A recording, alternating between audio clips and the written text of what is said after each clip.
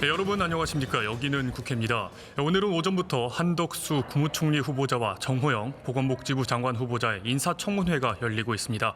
잠시 후 인사청문회 중계 전에 오전에 쟁점들 짚어보도록 하겠습니다. 정치부 이지윤 기자와 함께합니다.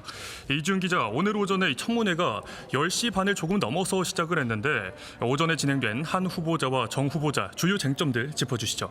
네, 어제에 이어 오늘도 한덕수 국무총리 후보자 청문회에선 김앤장 법률사무소에서 받은 고액의 고문료가 쟁점이 됐습니다. 이 한 후보자가 김앤장에서 4건의 간담회를 치르고 20억 원의 고문료를 받았다. 이거에 대해 집중 질의가 이어졌는데요. 네. 이 취업 대상 심사 규정을 두고도 공방이 이어졌습니다. 민주당은 정관예우 문제를 강하게 지적했고 한 후보자는 취업 제한을 위반한 사실이 없다. 법적 규정을 따랐다. 이렇게 항변을 했습니다. 또 오전에 열렸던 정호영 보건복지부 장관 후보자는 자녀 의대 부정 편입학 의혹과 아들 군 의혹 등을 두고 여야 공방이 이어졌습니다. 이 정 후보자는 청문회 시작 전에 모두 발언해서 이 자신과 가족과 관련된 논란에 대해 국민께 심려를 끼쳐 대단히 안타깝고 송구한 마음이다. 이렇게 밝혔습니다. 하지만 그러면서도 보건복지를 혁신하겠다. 이런 의사를 밝히는 등 잦은 사퇴 의사가 없음을 분명히 했습니다. 네네. 어떤 의혹을 받고 있는지 다시 한번 정리해 주시죠.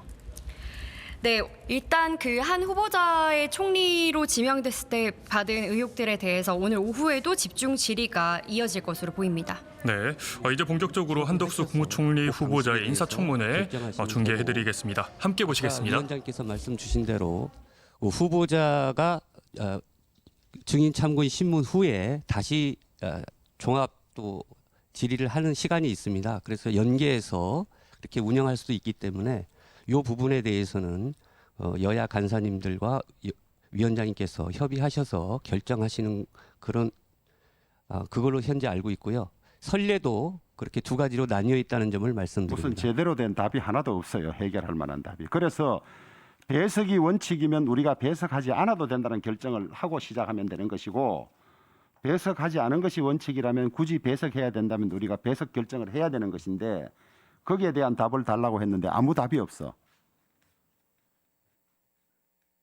아니 잠깐만요.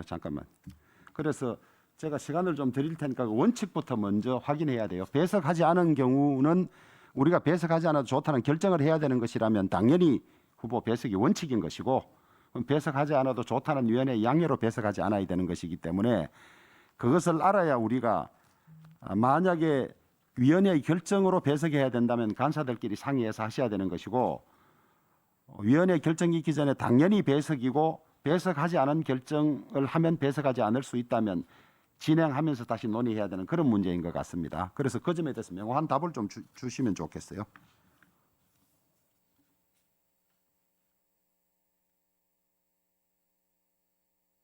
질문이란 게 어떤 질문? 정인에 대해서? 예. 의사 진행 발언 1분씩 정도 필요하신 분 검토하실 동안에 드리도록 할 테니까 의사 진행 발언 필요하신 분 2분, 3분. 그러면 차례대로 김혜재 위원님, 그다음에 최영도 위원님, 남민수 의원님 순으로 1분씩 의사 진행 발언을 드리겠습니다. 증인 신문에 대해서 구체적인 내용이 없는 것 같습니다. 보통 그런 경우에는 일반 재판 제도라든지 이런 부분 그 관행이라든지 그런 제도를 참고해서 운영하는 걸로 알고 있습니다. 그 후보자를 배석을 할지 안 할지는 필요성에 따라서 필요성이 있으면은 배석을 해도 될 것 같고 아니면은 배석 없이 하는 것도 된다는 생각이 듭니다. 그래서 제 생각에는 이런 상황에서는 우리 간사님들께서 충분히 그런 걸 고려해서 합리적인 그런 안을 내주시면은 될 것 같다는 그런 생각입니다. 예, 다음 최영도 위원님. 이게 이제 청문을 하고 이 청문 우리 정인 요청한 분들이 대부분 우리 민주당 의원님들이 요청하신 분들 아닙니까? 그래서 제 생각에는 그냥 짧은 생각인데 왜 지난번에 특히나 최근 몇 번에는 하지 않았을까 생각을 해보면 우리가 시간이 많이 쫓기는데 우선은 부른 정인들한테 의혹을 충분하게 물어서 그걸 다짐하고 확인하고 한 절차가 더 중요한 거 아닌가 싶고요. 어떤 경우에는 만일 여기 저 후보자가 있다면은 정인들이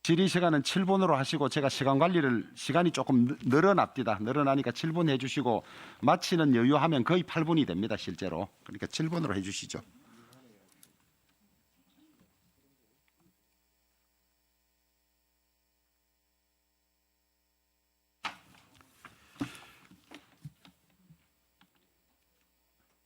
오실 동안에 진행할까요? 예. 아니 또 필요하면 더 할 수 있는 거죠. 예. 그렇죠. 예.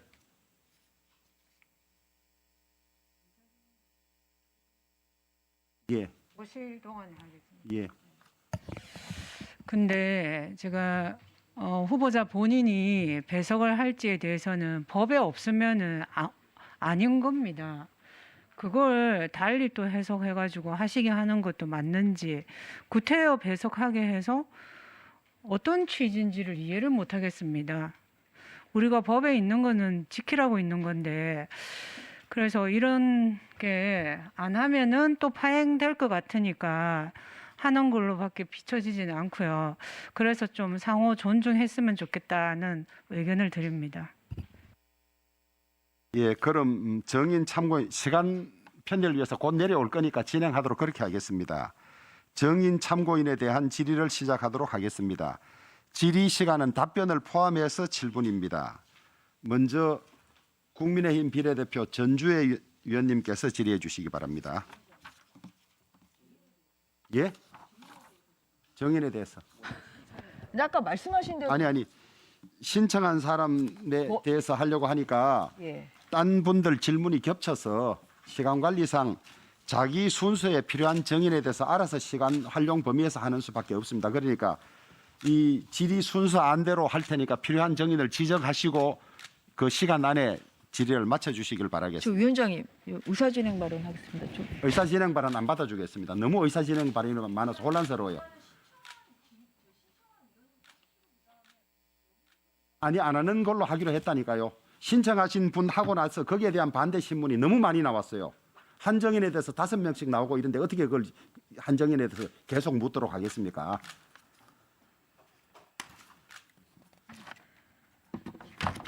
자, 그러면 전주혜 의원님 먼저 질의해 주시기 바랍니다. 질의하시기 전에 어느 정인에 대해서 질의한다고 정확하게 말씀해 주시고 시간 관리해 주시기 바랍니다. 시작하십시오. 네, 국민의힘 전주혜 의원입니다. 정계성 증인께 여쭤보겠습니다. 그 한덕수 후보자께서 그 김현장에서 지금 고문으로 일을 하셨죠? 그렇습니다. 예.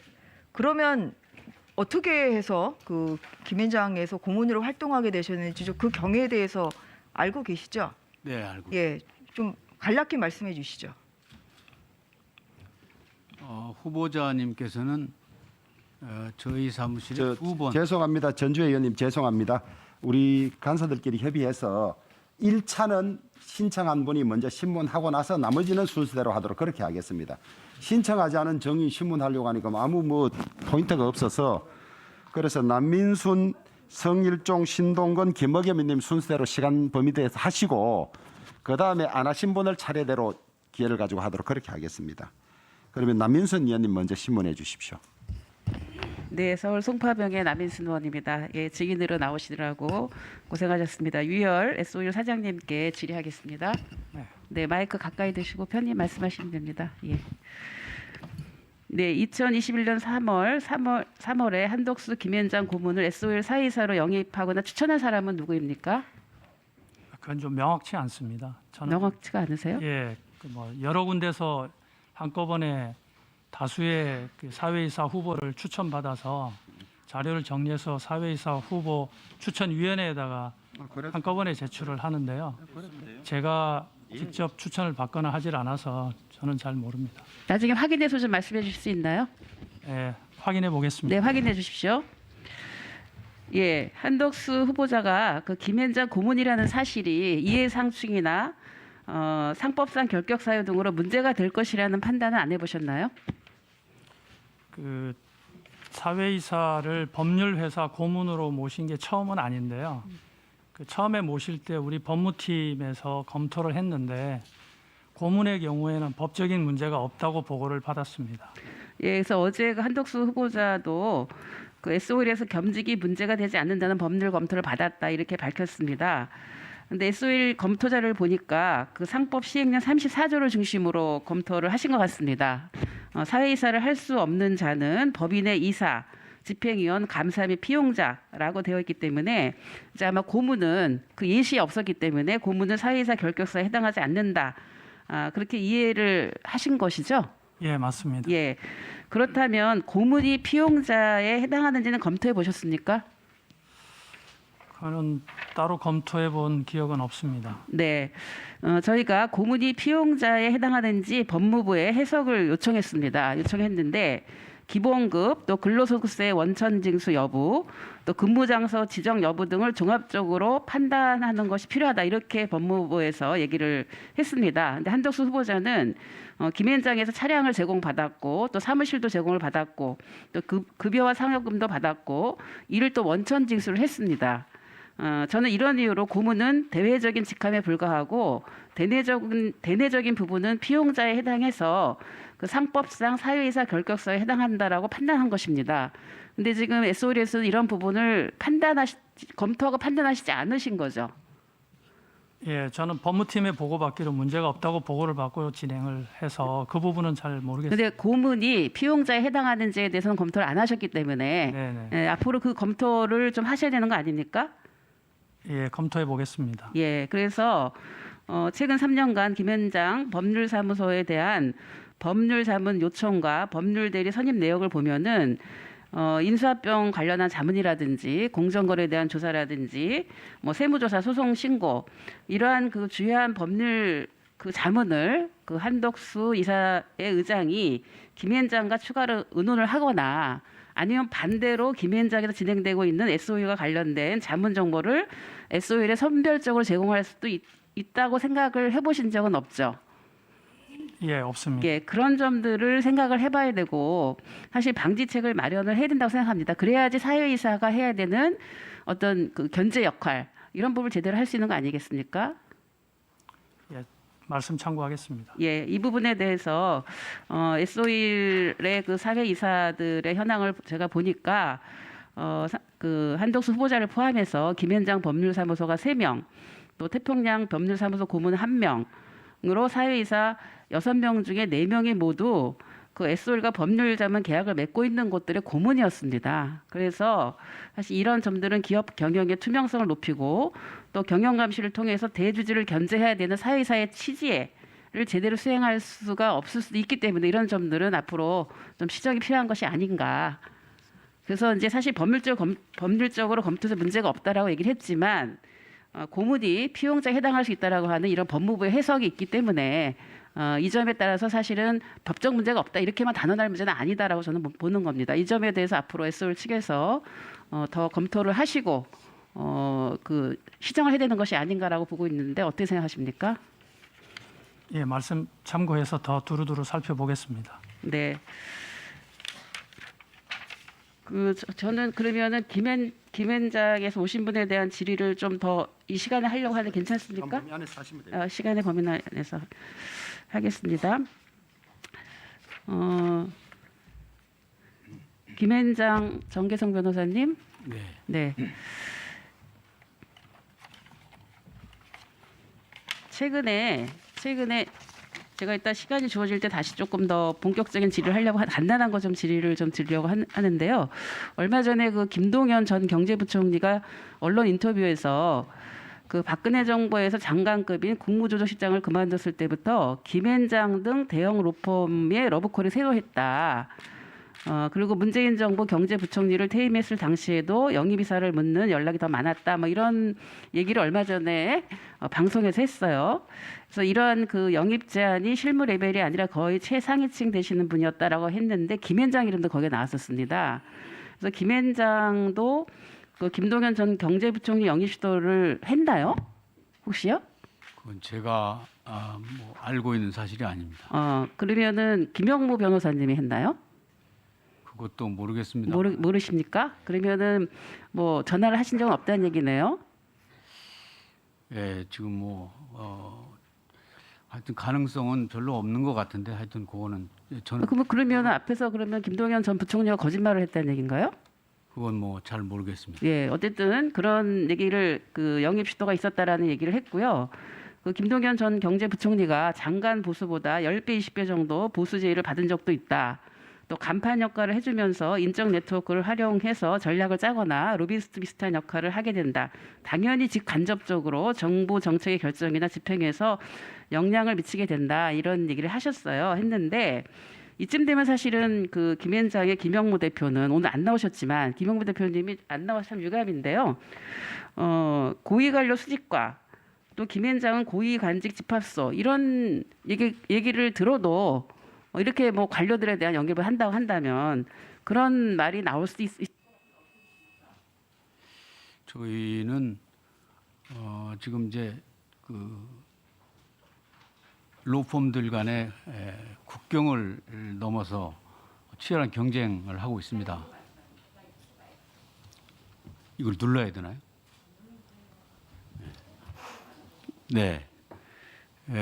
그래서 그리고 사회는 아주 급속도로 세분화 전문화되고 있습니다. 그래서 변호사들이 모자라는 그 전문 영역에 대한 지식을 보완하기 위해서 각계의 전문가를 영입하고 있는데 공무원으로 오래 계신 분들도 이 복잡해지는 행정에 대한 아주 전문 지식과 능력을 갖추신 분이라고 생각이 돼서 많이 모시고 있습니다. 고문으로 모시기도 하고 뭐 전문위원회로 모시기도 하고 그런 점에서 그렇게 해야만이 그 국제적인 경쟁에서 살아남을 수 있고 또 국내에 있어서 다른 로펌들과 치열하게 경쟁하고 있는데 그런 차원에서 저희가 공무원님들을 고문으로 모시고 그런 것이지 무슨 로비를 한다거나 청탁을 한다거나 하기 위해서 모신 건 아니라는 것을 좀 말씀해 주시고 다만 우리 존경하는 남인순 의원님께서 말씀하시는 대로 국민적 시선이나 정서가 우려를 하고 있다는 점에 대해서는 항상 유념하고 앞으로 하여튼 성찰하는 그 계기로 삼도록 그렇게 하겠습니다. 예, 남인순 의원님 수고하셨습니다. 필요하시면 다음 기회에 질의해 주시길 바라고요. 다음은 성일종 의원님 질의해 주십시오. 네, 성일종 의원입니다. 우리 정계성 증인한테 좀 묻도록 하겠습니다. 한덕수 후보자님을 영입을 하셨지요? 그렇습니다. 김앤장에서 직접 콜을 하신 건가요? 아니면은 한덕수 후보자님께서 취직을 해야 되겠다 해서 요청하신 건가요? 제가 후보자님께 연락을 올렸습니다. 직접 하신 장본인이시군요. 예. 그게 경위가 그 이유는 뭐지요? 우리 후보자님은 아주 굉장히 저희가 볼 때는 아주 독특한 그 커리어를 가지고 계십니다. 여러 정부 부처에서 일을 하셨고 OECD 대사 그런 것들이 김앤장에 필요한 이유가 뭔가요? 이제 국내외 고객들의 경우에는 로펌에서 기대하는 것이 하나의 종합 법률 서비스를 기대합니다. 그러니까 순수하게 법률만 기대하는 것이 아니고 가령 우리나라 기업이 외국에 나갈 때 그 나라의 제도나 통상이나 그런 제도가 어떻게 돼 있는지 또 외국 기업이 우리나라에 진출 여부를 결정할 때 알겠습니다. 그러면 그 후보자님께서 고액 연봉이다 이렇게 이제 많은 분들이 얘기를 하고 계세요. 지금 후보자님의 연봉 제시는 우리 정계성 증인께서 하신 건가요? 제가 했습니다. 네. 그 기준은 어디에 있었죠? 회사 기준에 있나요? 저희가 무슨 기준을 가지고 있는 것은 없고요. 그러면 총리를 역임하시고 이제 모셨잖아요. 회사에서. 우리 한덕수 후보자님보다 더 받으시는 연봉이 높으신 분도 있으시면 그 부분만 말씀을 해 주시죠. 비밀이면 말씀 안 하셔도 괜찮고요. 예, 그거는 좀 저희 내부 좀 비밀로 하는 거라서 그러니까 더 받으신 분도 있긴 있습니까? 뭐 있을 수도 있습니다. 네. 아, 있을 수도 있다고 얘기를 하시는 것 같아요. 그 보수의 적정성 여부는 회사에서 주로 위원회 같은 데서 결정을 하나요? 아니면 그런 거 없이 하시나요? 저희 사무실에는 대표자가 4사람이 있습니다. 그래서 우리 후보자님의 경우에는 대표자 4사람이 의논을 했고요. 그러면은 예를 들어서 김현장이 아니고 다른 태평양이나 뭐 또 다른 노펌들이 한덕수 후보자님을 모셔간다고 했으면 지금 김현장에서 드린 정도의 연봉을 다른 데도 그 정도는 받으실 거다 아니면 그보다 더 받으실 거라고 생각하시는지 한번 간단하게 말씀해 주십시오. 적어도 그 정도는 다른 데 가시더라도 받을 수 있지 않을까. 그 이야기는 다른 장관급이나 그 이상들도 대충 그런 어떤 보이지 않는 선들이 있다라고 얘기를 하시고 그게 비교적 그 업계에서는 합리적 선이다 이렇게 이해하면 되겠습니까? 그렇습니다. 네. 두 번째, 혹시 우리 한덕수 후보자님께서 김현장에 근무하실 때에 옥시 등 여러 가지 SK 케미칼도 있고 뭐 그럴 거예요. 그 가습기 살균제와 관련돼서 상당히 국민적인 의혹이 있는 기업들을 김현장이 변호인으로서 선임돼서 이렇게 일을 했다. 그런데 이런 거에도 우리 한 후보자님께서 관여하거나 도우시는 그런 놀이 있습니까? 없습니까? 이런 기업들, 그러니까 이 사건과 관련돼서 제가 보기에는 후보자님께서 그런 사건에 그런 케이스에 관여될 이유는 없습니다.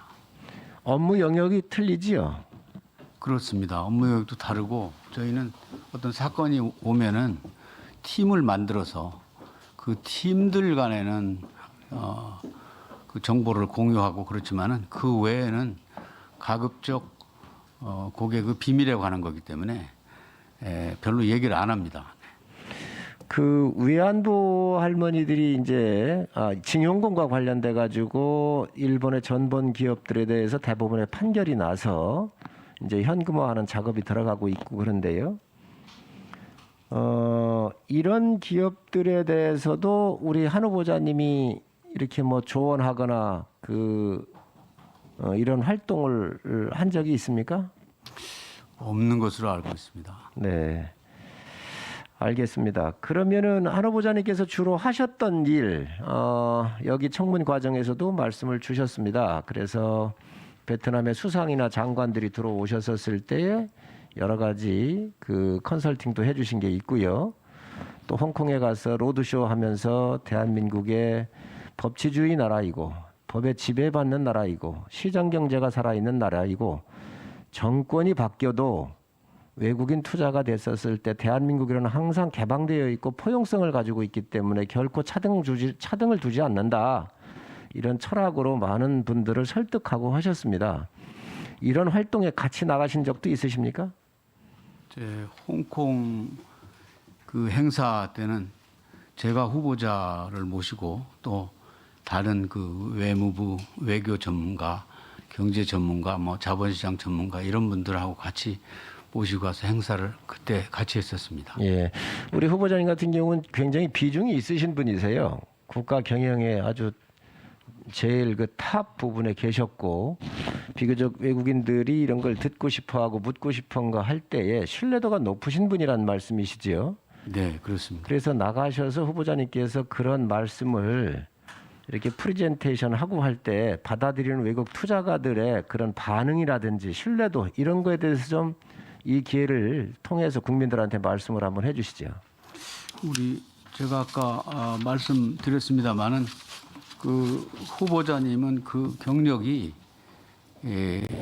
다른 분으로 어떻게 대체하기가 어려운 경력을 가지고 계시다고 저희가 봤습니다.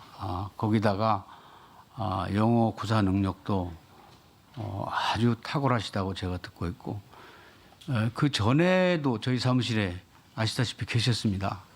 그때 현홍주 변호사하고 우리 저 후보자님하고 같이 하셨었는데 그 두 분은 아주 그 그런 역량에 있어서 탁월하고 그래서 저희가 모셨던 겁니다.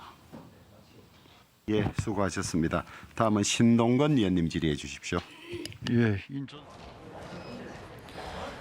지금까지 한덕수 국무총리 후보자 인사청문회 현장 함께하셨습니다.